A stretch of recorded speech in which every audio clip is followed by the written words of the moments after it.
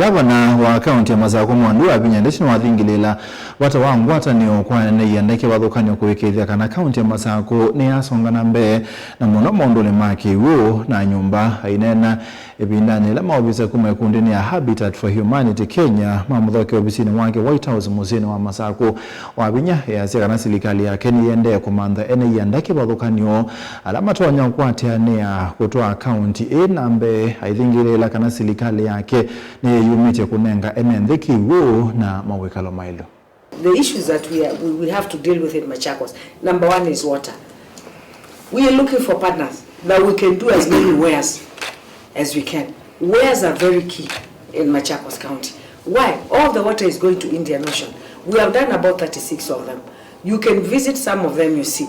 At least where we have put wares on the rivers, you have people doing agriculture on this side and agriculture on this side. There is a project that we had put forth, and you're probably familiar, and some of your team members are very familiar. They have been kept updated. This is slightly more than 1.2 million euros for Machakos County.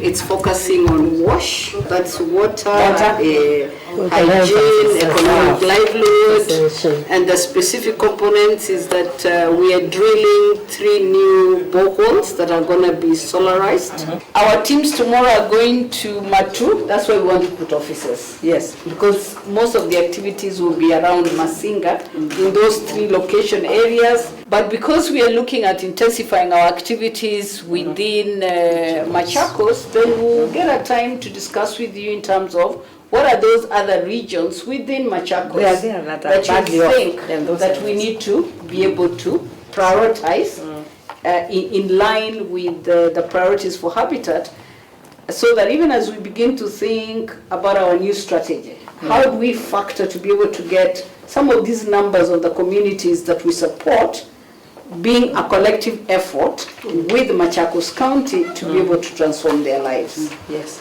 If you can work with us through our CIDP. That would be great. CIDP. You know, that is a document that you can even give for proof. Through the CIDP and their ADPs. Yeah, even in that area.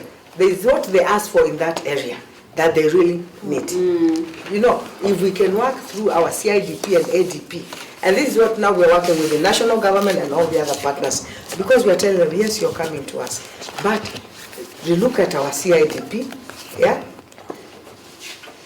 and you just go into your farm on the ground.